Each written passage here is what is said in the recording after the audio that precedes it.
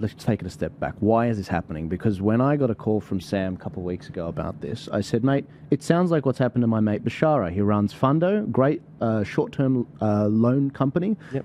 I went to school with this guy. He was 3 years older than me. I always looked up to him. He's a good lever. I like him. Now one of the few good ones. I can say that, by the way. But he's a guy that got debanked. He told me for the first time on his podcast while I was there.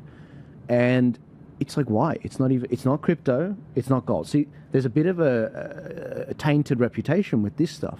But lending, short-term lending, an Australian citizen grew up here.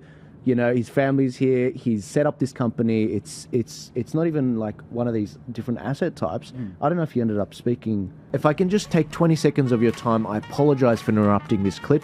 If you'd like to support Turning Point Australia and what we're doing to help keep the lights on and keep the work going moving forward, please check out our website at tpaust.com.au. We've got a range of merchandise, whether it's the Make Australia Great Again hat, whether it's the other shirts that we have, or the educational maps that we have. Please go and support. If you don't want to buy any merch, that's fine. You can also support us by buying us a coffee and becoming a regular subscriber for as little as $4 a month. I'll let you guys get back to it. Thank you so much.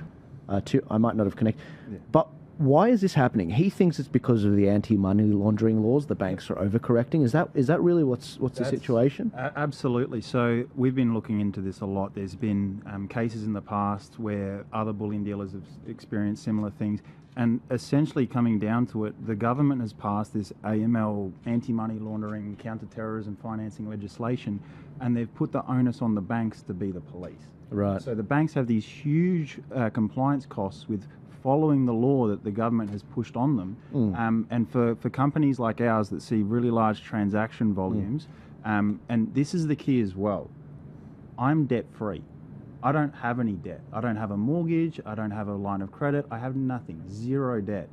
That works against me.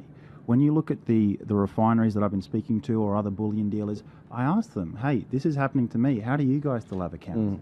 The answer I get every single time, the reason we still have our accounts is because of our debt facilities.